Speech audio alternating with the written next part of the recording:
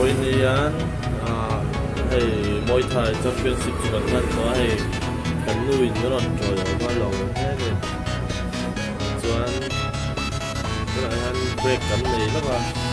nhưng mà khi nào phải tay video